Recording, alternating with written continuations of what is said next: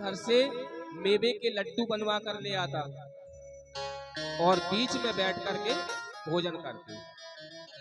लेकिन सांडिल्य और पूर्णमासी का पुत्र था मधुमंगल। मधुमंगल एक ब्राह्मण का लड़का था और ब्राह्मण के घर में कभी कुछ बनता नहीं था, क्योंकि पहले द्वापर में एक रीति थी कि ब्राह्मण सिर्फ 5 घरों में मांगने जाते थे और एक बार घर का दरवाजा खटखटा दिया, किसी ने निकलकर दान दे दिया तो ले लिया, और अगर नहीं मिला तो उस दिन भूखे ही सो जाते थे ब्राह्मण। और 5 से ज्यादा कभी कोई ब्राह्मण मांगते नहीं थे द्वापर में। तो सांडिल्य के यहाँ कभी कभी भोजन बनता, कभी भोजन नहीं बनता। एक दिन की बात है कि भगवान परमात्मा कहने लगे, जब भोजन करने के लिए बैठे, बोले सब लोग अपने अपने घर से भोजन में कुछ ना कुछ लाते हैं, कोई बड़ा लाता है, कोई कुछ बनवा के लाता है। बोले मधुमंगल तुम क्यों नहीं लाते? तो मधुमंगल ने अपना मुंह बना लिया, बोले कल लाएंगे हम आपके लिए। बोले ठीक है, कल जरूर लेके आना। अगले दिन जब सब लोग इकट्ठे हुए भोजन करने के लिए बैठे, तो परमात्मा ने मधुमंगल से कहा, मधुमंगल तुम क्या लाए हो? तो मधुमंगल ने कहा कि मधुमंगल कुछ बोला नहीं, और अपनी जो छाछ लेकर के घर से 2-3 दिनों की छाछ रखी थी, 2-3 दिन की छाछ क्या होती, खट्टी हो जाती, तो उस छाछ को लेकर के गया और एक पेड़ के पास छुप करके पीने लगा। उसी समय कृष्ण जी समझ गए और दौड़ करके गए और कहने लगे, बा मधुमंगल, हमारी और सबकी चीजें तो तुम सबकी छीन छीन कर खा लेते हो और अपनी लाई हुई वस्तु मुझे खिलाना नहीं चाहते। तो अब उसके मुंह में जो छाछ लगी थी, परमात्मा श्री कृष्ण उस मधुमंगल का मुंह चाटने लगे। उसी समय ब्रह्मा जी आ गए। ब्रह्मा जी ने देखा, कहने लगे, ये कैसे भगवान है, ये तो उसका मुंह चाट रहे, मधुमंगल का मुंह चाट रहे, ये भगवान हो ही नहीं सकते। ब्रह्मा जी को मोह हो गया।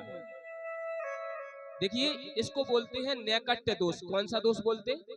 नैकट्य दोष। नैकट्य दोष मतलब ये होता है कि जैसे किसी मंदिर में, हम पास में कोई मंदिर हो और उस मंदिर में रोज दर्शन के लिए जाते हो, और कोई हमसे कह दे कि हनुमान जी के हम दर्शन रोज करते हैं, और कोई कह दे कि वहां हमें बागेश्वर जाना है, तो लोग यहाँ से बागेश्वर चले जाएंगे दर्शन करने के लिए। तुम्हारे घर के सामने हनुमान जी महाराज, वही बागेश्वर वहां पर बैठे हैं, लेकिन तुम दर्शन करने कहाँ गए? उनको छोड़ करके बागेश्वर।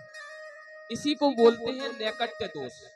अरे बागेश्वर तुम मन में कामना तो करो, बागेश्वर तो तुम्हारे घर के सामने ही बैठे हैं, तुम्हें वहां जाने की जरूरत नहीं, तुम्हारे घर के सामने बागेश्वर है, उन्हीं से मांगो, वो तुम्हारा पूरा करेंगे, तुम्हारी जो भी समस्या है भगवान सुनेंगे। नैकट्य दोष जिसको लग जाता है, कुछ लोग सोचते हैं कि अरे जे महाराज जी तो हमारे घर के पास ही रहते, तो उसको नैकट्य दोष लगा हुआ है। शायद वह जानता नहीं कि उन महाराज जी के पास क्या शक्ति है। इसी नैकट्य दोष के कारण आज ब्रह्मा जी को भी मोह हो गया। और कैसा मोह हो गया? कृष्ण जी को देखा कि कृष्ण जी मधुमंगल का मोह चाट रहे हैं, तो यह हो गया। ऐसे ही गरुण जी को भी नैकट्य दोष लगा था। जब राम जी और लक्ष्मण जी को नागपास में बांधा गया, तो गरुण जी को बुलाया गया था नागपास से छुटाने के लिए। तो कहने लगे कि अरे ये हमारे भगवान तो हो ही नहीं सकते। बोले ये तो नागपास में स्वयं बंधे हैं, ये हमारे भगवान कैसे हो जाएंगे? तो इसका निवारण करने के लिए जब वो शंकर जी के पास गए, तो शंकर जी ने कहा था कि जाओ नीलगिरी पर्वत पर पक्षीराज काकभुसुंडी जी बैठे हैं, और काकभुसुंडी जी ही तुम्हारे इस नैकट्य दोष का निवारण कर सकते हैं। तब वह काकभुसुंडी जी के पास गए थे, और क्योंकि खग जाने खगही की भाषा, पक्षी पक्षी की भाषा जानता है, तो भगवान शिव जी ने गरुण जी को भेजा था नीलगिरी पर्वत पर। आज भी नीलगिरी पर्वत पर काकभुसुंडी जी कथा सुना रहे हैं, राम कथा। आज भी भगवान राम के चरित्रों को सुना रहे हैं। जब जब राम जी जन्म लेते हैं तो काकभुसुंडी जी अयोध्या में पहुंचते हैं। तो उनको नैकट्य दोष हुआ। जिन जिन को नैकट्य दोष होता है, नैकट्य दोष उन्हीं को होता है जो भगवान के सबसे पास में रहता है, भगवान के बिल्कुल नजदीक रहता है, दोष उसी को होता है। और ब्रह्मा जी को नैकट्य दोष हुआ, तो ब्रह्मा जी ने वहां से देखा, कहने लगे कि ये तो हो ही नहीं सकते। उनमें सुबल, भद्र, श्रीदामा, मधुमंगल, सदानंद, बरुस्ताम, बलराम, ये सब के सब वहीं पर खड़े हुए थे। और ब्रह्मा जी ने यह सब देखा।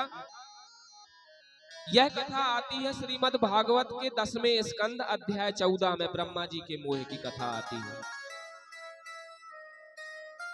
ब्रह्मा जी ने क्या किया कि सारे जितने बछड़े थे, गायें थी, उन सब गायों और बछड़ों को उठा करके अपने ब्रह्मलोक में ले गए। परमात्मा ने कहा कि अच्छा, तो तुम ऐसा कर सकते हो तो हम तुमसे, तुम तो सृष्टि की रचना तपस्या से करते हो और मैं संकल्प मात्र से सृष्टि की रचना कर सकता हूं। ब्रह्मलोक में ले जाकर के सब बछड़े छुपा दिए। किस किस को छुपा दिया? सुबल को छुपा दिया, भद्र को छुपा दिया, श्रीदामा को छुपा दिया, मधुकंड को छुपा दिया, सदानंद को छुपा, और बरतप और बलराम, सबको ले जाकर के, और जितनी गायें थी उन गायों को ले जाकर के ब्रह्मलोक में जाकर के ब्रह्मा जी ने छुपा दिया। अब कृष्ण जी ने क्या किया? कृष्ण जी ने यहाँ पर संकल्प लिया और संकल्प से जितने लोगों को छुपाया था ब्रह्मा जी ने, सबको धरती पर बना दिया। उन्होंने, देखिए, देवताओं का जो 100 वर्ष, अपना जो 100 वर्ष होता है वो देवताओं का एक दिन होता है। तो वो ले तो गए थे एक दिन के लिए, मतलब 1 वर्ष के लिए, लेकिन 1 दिन के लिए, लेकिन यहाँ पर जो पृथ्वी है वहां पे 100 वर्ष माने जाएंगे वो। तो 100 वर्षों के लिए